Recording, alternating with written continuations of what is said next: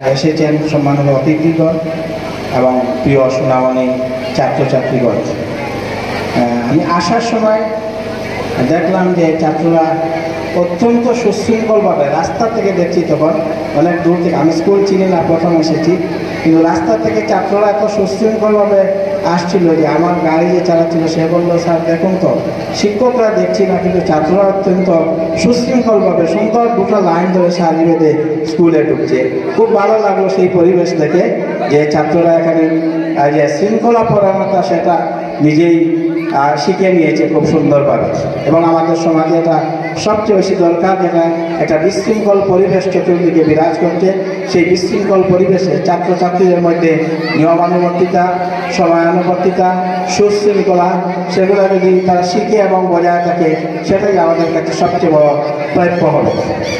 Community festival হচ্ছে যে নন academic exercises, ক্লাসের মধ্যে যে পড়াশোনা হয়েছে সেটা গতানুগতিক একটা প্রথা। ক্লাসে শিক্ষক আসলেন, রোল কল করলেন, তারপরে ক্লাস শুরু করলেন।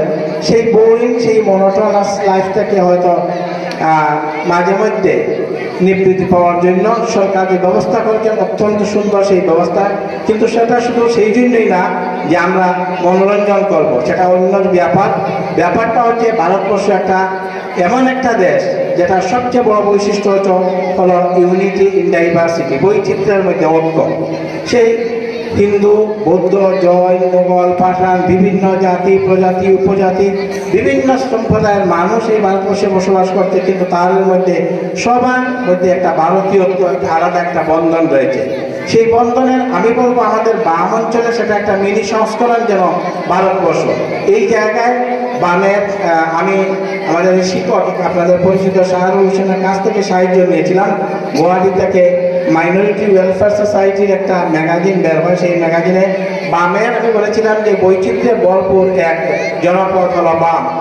সেই বামের একটা স্কুল এখানে কোন জাতি নেই, কোন ধর্ম নেই, মণিপুরি, মৈতি মুসলমান, বাঙালি মুসলমান, ফিশারম্যান কমিউনিটি মুসলমান, তারপরে কুকি, মিজ, ডিমাচা, বর্মন, বাঙালি হিন্দুর মধ্যে যতটি আলাদা আলাদা অনুসূচিত জাতি এগুলো আছে সেগুলো সব আছে। তারপরে যে বিভিন্ন জাতি, আমি সব নামগুলো বলে গেছি, কিন্তু আমি সেই আর্টিকেলে লিখেছিলাম যে যেন ভারতবর্ষের এক মিনি সংস্করণ, ছোট্ট একটা সংস্করণ যেন এই বাম অঞ্চল, এত ভাষাভাষী, এত বৈচিত্র্যে ভরপুর এই জনপদ, যে জনপদকে আমরা এখন পর্যন্ত ভালোভাবে চিনতে পারিনি। প্রখ্যাত চিন্তাবিদ মানবেন্দ্রনাথ এম রায়, হয়তো আপনারা অনেকের নাম শুনেছেন, ইন্ডিয়ান কালচারাল আইডেন্টিটি, তার একটা বইটি ইন্ডিয়ান কালচার, সেই বইতে লিখেছেন যে পৃথিবীতে আমার মনে হয় এটা আমাদের দুর্ভাগ্য যে এমন কোনো দেশ নেই যে দেশে শত শত বছর, হাজার বছর ব্যাপী বিভিন্ন সম্প্রদায়ের মানুষ অবস্থান করলো, অথচ এক সম্প্রদায় আরেক সম্প্রদায়কে জানতে পারলো না, চিনতে পারলো না। সেটা আমাদের দুর্ভাগ্য। সত্যি তো আমরা এখন পর্যন্ত এই যে এখন আছি, আমরা হিন্দু, মুসলমান, এখানে আছি যে মান আছে, আমাদের কুকি আছে, এখানে রিয়াং সম্প্রদায় আছে, আমরা বিভিন্ন সম্প্রদায় আছে, আমাদের এথনিক গ্রুপ আছে বিভিন্ন, আমাদের ভাষা বিভিন্ন, কিন্তু সেই বৈচিত্র্যে ভরপুর থাকা সত্ত্বেও আমরা একে অপরকে চিনতে পারিনি।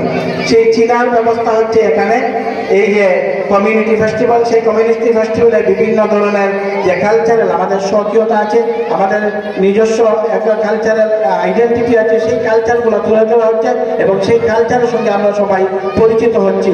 এটা একটা বিরাট প্রাপ্তি। ধীরে ধীরে আমাদের মধ্যে একটা বন্ডিং, একটা ফ্র্যাটার্নিটি, একটা ইউনিটি আসবে, যে আমরা আলাদা আলাদা কিছুই নই, আমরা ধর্মে আলাদা, কিন্তু আমরা এই ভারতীয়ত্বতে আমাদের যে মূল পরিচয়, সেই পরিচয়টা আমরা এইরকমভাবে উপলব্ধি করতে পারবো। কবি বলেছিলেন যে কেহ নাই জানে কার আহ্বানে এত মানুষের দ্বারা, দুর্বার সুতে এলো কোথা হতে সমুদ্রে হলো আলা। এই যে মহাসমুদ্র যদি ভারতকে ধরে নেই, তা আমরা বামকে ধরে নেব একটা পুষ্করিণী, সেই পুষ্করিণীতে আমরা অবগাহন করেছি এখানে এত সম্প্রদায়ের মানুষ। এবং এখন দেখেন এই যে সভা, সেই আজকের এই অনুষ্ঠানের প্রথম যে গানটাকে গাওয়া হয়েছিল, মঙ্গল দ্বীপ জলে অন্ধকারে দুচু কালো করে দাও প্রভু, সেই গানটা অত্যন্ত অর্থবহ। সেই অন্ধকার কোন অন্ধকার? সেই অন্ধকার সামাজিক কুসংস্কার, ধর্মীয় বিদ্বেষণাশালী, ধর্মীয় কুসংস্কার, অনৈতিকতার কুসংস্কার, সেই সব কুসংস্কার, সেই দুর্বুদ্ধি থেকে, সেই মানবিক হিংসা হানাহানি থেকে মুক্তি পাওয়ার জন্য যেন সেই গান আমাদেরকে শিক্ষা দিচ্ছে। অন্ধকারে ঈশ্বরের কাছে, ভগবানের কাছে, আল্লাহর কাছে প্রার্থনা করছে সেই আলো জ্বালিয়ে আমাদের চোখ থেকে, আমাদের অন্তর থেকে সেই অন্ধকার, সেই ভেদাভেদ, হানি গ্লানি সেইগুলা দূর করে দাও। আমরা কবি নজরুলের কবিতা পড়ি, সেই কবিতায় আমরা দেখি একটা মসজিদে একজন লোক এসেছিল, তো তাকে সেই মসজিদের ইমাম তাড়িয়ে দিচ্ছেন কি জন্য? যে তুই নামাজ পড়িস না, মসজিদে আসলে কেন? সাহায্যের জন্য বা এখানে থাকার জন্য। তো কবি নজরুল আক্ষেপ করে বলছেন যে 80টি বছর কেটে গেল, আজ তো মায়ের ডাকিনি প্রভু, আমার মুখের অন্নতা বলে বন্ধ করনি প্রভু, তবু মন্দিরে মসজিদে আজি নাই মানুষের দাবি, মোল্লা পুরুষ লাগাইছে তার সব দুয়ারে চাবি।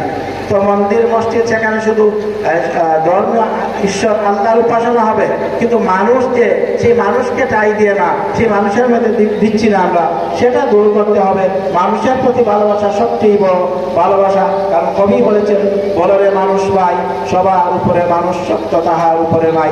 মানুষ যে কি ধর্ম হয়, সম্প্রদায়, সেই জন্য আমি বলছি সম্প্রদায় থাকুক, সাম্প্রদায়িকতা দূর হোক, বিভিন্ন সম্প্রদায়ের মধ্যে ঐক্য এবং সম্প্রীতির বার্তা এই কমিউনিটি ফেস্টিভ্যাল থেকে ছড়িয়ে দেওয়া হোক, যাতে আমরা হিংসা, পারস্পরিক হিংসা, হানাহানি, ব্যাগ সবকিছু বলে মানবতার যে শিক্ষা সেটা উপরে আহ্বান করি এবং মানবতার শিক্ষা যেন প্রজ্বলিত করে ঘরে ঘরে শান্তি সম্প্রীতির বার্তা, ভারতীয়দের বার্তা পৌঁছে দেয়। তাহলেই একমাত্র এই কমিউনিটি ফেস্টিভ্যাল তার যে লক্ষ্য উদ্দেশ্য সেটা চরিতার্থ হবে। না হলে শুধু উপভোগ করার জন্য যদি কমিউনিটি ফেস্টিভ্যাল হয়ে থাকে, তাহলে সেটা কিন্তু সেটার কোনো কার্যকারিতা নেই। তা আমি আশা করব কমিউনিটি ফেস্টিভ্যাল থেকে আমাদের মধ্যে ঐক্য, সম্প্রীতির বার্তা, অসাম্প্রদায়িকতার বার্তা ছড়িয়ে যাবে এবং সেই বার্তা আমরা ঘরে ঘরে পৌঁছে দেব। সেটাই আমাদের শিক্ষকদের, ছাত্রদের, এই কচি কচি বাচ্চা, তাদের ভিতরে যদি আমরা তা আজকে ঢুকিয়ে দিতে পারি, পরবর্তী প্রজন্মে তারাই শিক্ষক হবে, তারাই সমাজের কর্ণধার হবে, তারা রাজনীতি করবে। তারা যখন সেই বার্তা আবার নতুনভাবে মানুষের কাছে পৌঁছে দেবে, এক সুন্দর ভারত আমাদের দেখতে পাবো, যে ভারতের মধ্যে কোনো হানাহানি নেই, কোনো বিদ্বেষ নেই, সব মানুষ সুন্দর সুষ্ঠুভাবে জীবনযাপন করছে। আমাদের রাইটার ছিলেন, বই লিখেছিলেন, ওনার নাম আমি ভুলে গিয়েছি, তিনি বলেছিলেন, ওই যে চন্দ্রগুপ্ত নাটকের লেখক, তিনি বলেছিলেন যে ভারতের প্রতিটি জায়গা থেকে, মন্দির থেকে উচ্চারিত হোক ঘণ্টা বাজুক, মসজিদে বাজুক আজান, এবং এই ঘণ্টা এবং আজান যখন কোনো বাধাহীনভাবে, দায়িত্বহীনভাবে সেখানে বের হয়ে আছে, সেখানে প্রতিবন্ধকতা থাকবে না। যখন হিন্দু মুসলমান এক হবে, তখন এক সমুন্নত ভারত প্রতিষ্ঠা হবে, যে ভারতের রূপ এখন পর্যন্ত পৃথিবী দেখে নাই। সেই কথা ঐক্যবদ্ধ ভারতের দিকে সমস্ত পৃথিবী বিশ্বে তাকিয়ে থাকবে।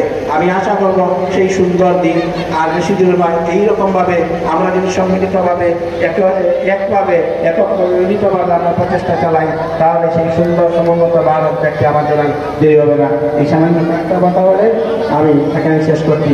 আমাকে এখানে কথা বলার জন্য উদ্যোক্তাদেরকে ধন্যবাদ জানাচ্ছি। ধন্যবাদ আপনাদের সবাই।